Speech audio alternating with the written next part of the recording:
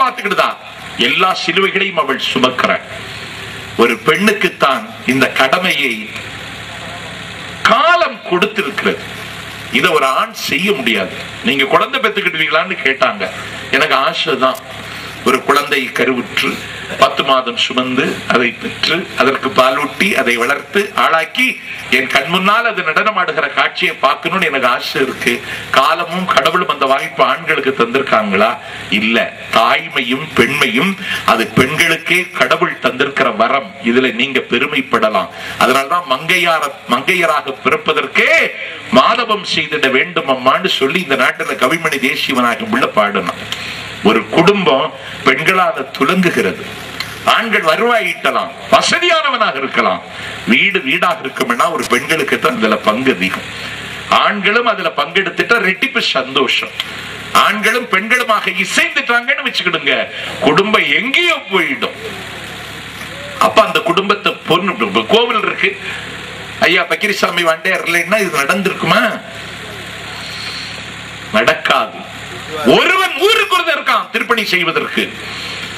நாயன்மார்களை எடுத்துட்டா 63 பேரு, ஆழ்வார்களை எடுத்துக்கிட்டா 12 பேர்ல 11 பேர் ஆழ்வார். இந்தியா முழுவதும் இந்த நாட்டில் பௌத்தத்தை வென்று சமணத்தை கேள்வி கேட்டு பௌத்தத்தையும் சமணத்தையும் இருந்த இடம் இல்லாமல் ஆக்கி வைதிக தர்மத்தை நிலைநிறுத்துவதற்கு 32 வயதில முடிவில்லாத ஒரு பயணத்தில் வெற்றி பெற்றார் ஆதிசங்கரர். அவன் எழுதிய ஸ்லோகங்களுக்கு நிகரான ஸ்லோகங்கள் யாரும் எழுத முடியல. 3 வயசுல ஞானசம்பந்தன் தோளுடைய செவியன் விடையேறி ஒரு தூவன் அதிசூடி காலுடைய சுடலை படிபூசி என் உள்ளம் கவர்கள் என்றவன் பாடிய பாட்டு தேவை காட்டிலும் தித்திப்பானது.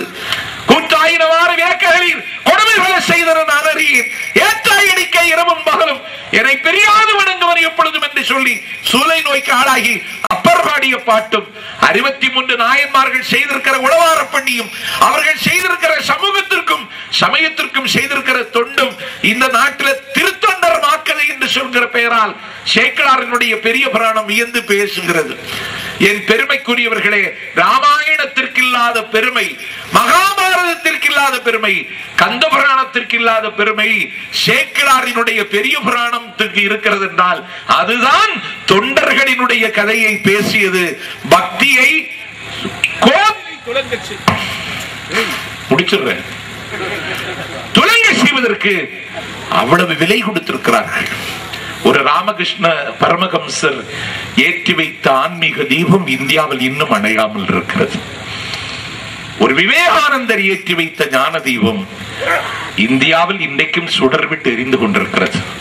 அருட்பிரகாச வள்ளலார் பொங்குபல சமயவனும் நதிகளெல்லாம் புகுந்து பொங்கி ஓங்கும் கங்கைகளை காணாத கடலே என்று சமரச சன்மார்க்கத்திற்கு சாமரம் வீசிய வள்ளலார் ஏற்றி வைத்த அருட்பெரும் ஜோதி இன்னும் எரிந்து கொண்டே இருக்கிறது. என்னை பொறுத்தவரையில கோவிலும் பக்தியும் துலங்குவதற்கு ஆண்கள் செய்திருக்கிற அமானுஷ்யமான, அளக்க முடியாத, வரையறுக்க முடியாத அந்த பணியை இந்த நாட்டில் ஒரு பெண் செய்ய முடியாது. எல்லா விண்மறைக்கும் கோபுரங்களும் வினைமறைக்கும் கோயில்களாலும் என்னுடைய தமிழ்நாடு இன்றைக்கு தலை நிமிர்ந்து நிற்கிறது என்றால் இதை நிர்மாணித்தவர்கள் முழுவதும் இந்த நாட்டில் ஆண்களாகத்தான் இருந்திருக்கிறார்கள். நீங்க பெருக்கலாம், அலகிடலாம், மெழுகலாம், திருவிளக்கு பூஜை செய்யலாம், இதோட உங்க கடமை முடிந்து விடுகிறது. ஒரு கோவிலை நிர்மாணிப்பதும் அந்த நிர்வாகத்தை முன்னெடுத்து செல்வதும் அதை அடுத்த தலைமுறை வரை வெற்றிகரமாக கொண்டு இயக்குவதும் இந்த நாட்டில் ஆண்களுக்கு மட்டும்தான் சாத்தியமாக இருந்து வந்திருக்கிறது.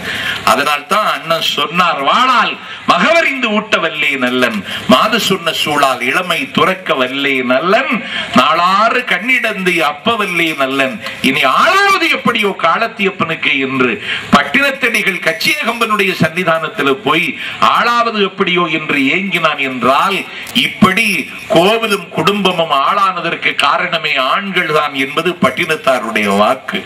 அதை பண்ணி பண்ணி பண்ணி பண்ணி பண்ணி இந்த நாட்டில் பல கதைகள் பேசலாம். இன்னைக்கு அந்த கடமையை பல பேர் சத்தமில்லாமல் செய்து கொண்டிருக்கிறார்கள். நான் பிள்ளையார்பட்டிக்கு போனேன், கோவிலுக்கு போனேன். அந்த குடைவரை கோயில் அது அவ்வளவு அழகாக வடிவமைக்கப்பட்டிருக்கிறது. நாமக்கல்லுக்கு பக்கத்துல மோகனூர் போன அந்த கோவில் பெயரே அசலி பாரதி மிஸ்ராலயம் அவ்வளவு அழகாக வடிவமைக்கப்பட்டிருக்கிறது. தன்னையே வருத்தி தவம் செய்தவர்கள் இந்த இதை நிர்மாணித்திருக்கிறார்கள். ஆகவே என்னை பொறுத்தவரையில குடும்பம் பெண்கள் இல்லாமல் துலங்குவதற்கு வாய்ப்பே இல்லை.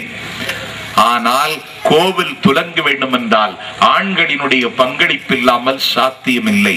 ஆகவே குடும்பம் துலங்க காரணம் பெண்கள், கோவில் துலங்க காரணம் ஆண்கள் என்று தீர்ப்பு வழங்கி இந்த வாய்ப்பை வழங்கி இருக்கிற திருக்கோவில் நிர்வாகத்திற்கு என்னுடைய நன்றியறிதலை சொல்லி இந்த வாய்ப்பின் வாசலை திறந்து வைத்த பாசத்தம்பி பன்னீர்செல்வத்திற்கு நாளெல்லாம் கடன் பெற்றிருக்கிறேன் என்பதை சொல்லி, இப்போது கிடைத்திருக்கிற வாய்ப்பு இனி எதிர்காலத்தில் எப்போது கிடைக்கும், அப்போது எப்போது வரும் என்கிற கவலையில் இப்போது உங்களிடமிருந்து விடைபெறுகிறேன். நன்றி, வணக்கம்.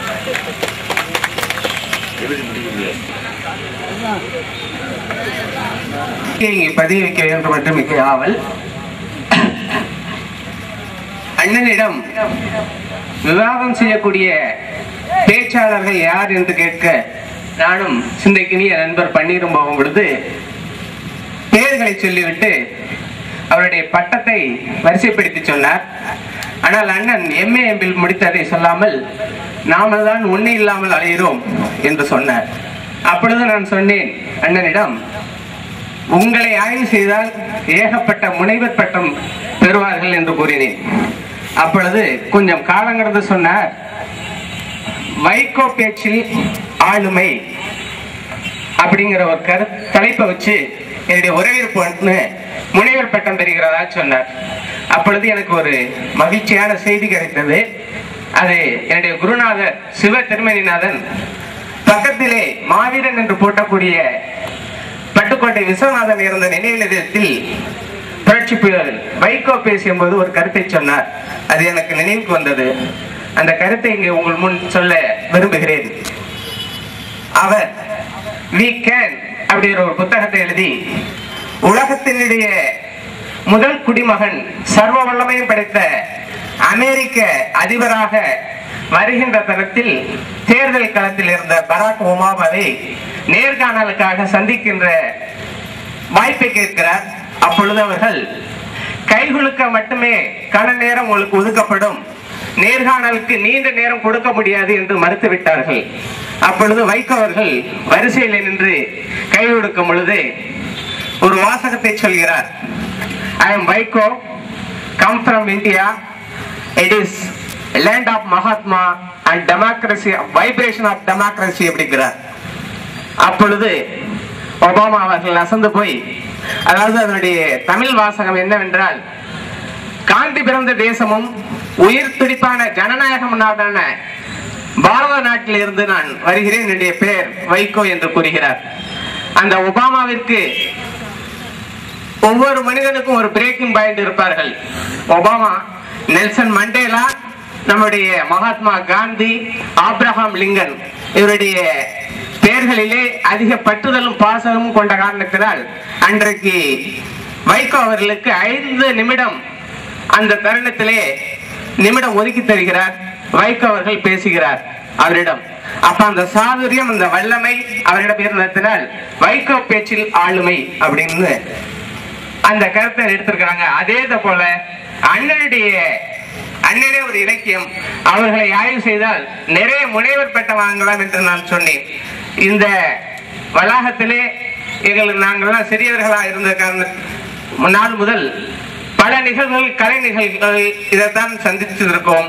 ஆனால் முதலாக எங்களுடைய ஆவலை மாமா பக்ரிசாமி ஆண்டியார், திருப்பணிக்குழு தலைவர்கள், ஊர் பெரியவர்கள், குறிப்பாக சொல்ல போனால் இளைஞர்கள் இதில் ஏற்றுக்கொண்டு இந்த அரிய நிகழ்வுகளுக்கு ஒரு வழிவகை செய்திருக்கிறார்கள். இன்னொரு கருத்தையும் சொல்ல விரும்புகிறேன். மேனால் சட்டமன்ற உறுப்பினர் அவருடைய ஒப்புதல் கேட்கும் பொழுது அவர் காங்கிரஸ்காரர், உள்துறை அமைச்சருடைய மிக பற்றுதலுக்கு உள்ளானவர். அப்பொழுது தாராளமா செய்யுங்க, ஆனா அரசியல் அப்படின்னு ஒரு கோடு போட்டு காமிச்சாங்க. இல்ல, அண்ணனை ஒரு வட்டத்துக்குள்ள வளைக்க முடியாது, ஆனா இந்த மாதிரி நிகழ்வுல அவர் இலக்கியத்தை வட்டத்தை விட்டு நிச்சயமா தாண்ட மாட்டார் அப்படின்னு உத்தரவாதம் கொடுத்தோம். அந்த சர்வகட்சி நண்பர்களும் அவர் மேல் ஒரு அதீத பற்றுதல் வைத்திருக்கிறார்கள். அவர்களை கொண்டு வருவதற்கு எங்களுக்கு முதன்மையான காரணம், எங்களுக்கு எல்லாம் முதன்மையாகவும் முகவரியாகவும் தருவது பல்லவனுடைய அறக்கட்டளை. அந்த அறக்கட்டளை தான் அண்ணனை கொண்டுட்டு வந்தது. அதனுடைய ஆவலின் காரணமாக இந்த ஒரு நிகழ்வுக்கு காரணம். இந்த நிகழ்வுகளுக்கு ஒத்துழைப்பு நல்கிய அனைத்து உள்ளங்களுக்கும் நன்றி கூறி விடைபெறுகிறேன். நன்றி, வணக்கம்.